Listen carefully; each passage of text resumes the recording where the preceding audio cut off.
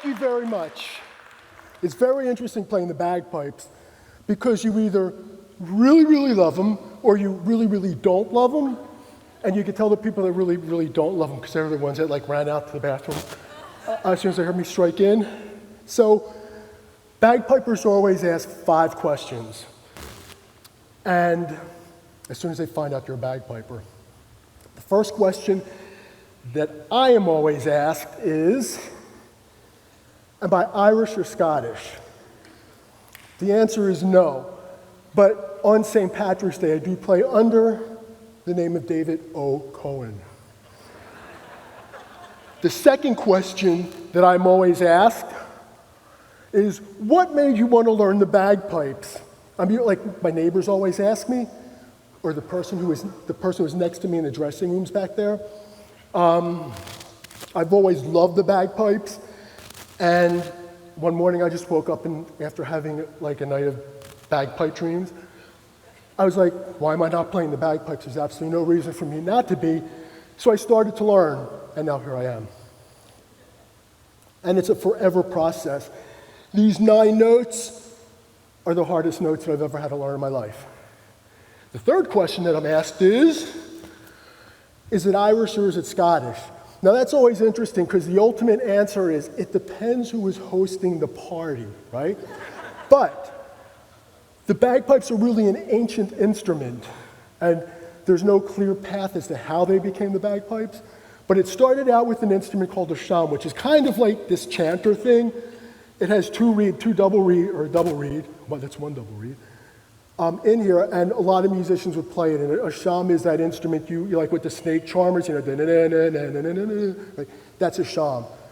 In Roman times, the street musicians were using the sham to perform, and they realized they needed something to be able to carry a melody longer and also to help save their breath.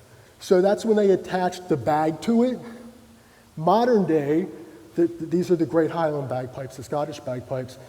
The bag on this is made out of the lining of a sheep's stomach, okay? And that's kind of like the standard now. The question that nobody knows they have is, which end am I blowing into? And that depends on whether you like the bagpipes or you don't. The fourth question that I'm asked is, do I wear a kilt? Yes, I wear a kilt. I wore this purposely today because if I wore my kilt and I presented that question, I'd have to go like, duh, right? And that's really not polite. So yes, I do wear a kilt. And the 5th question that I'm asked is, what do I wear under it?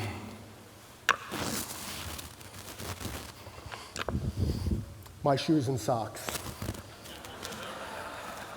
So playing the bagpipes, it's a very special relationship with the instrument and myself.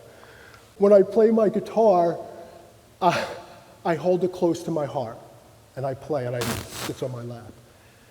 When I play my pipa, right, Google that, I hold it close to my heart and I play.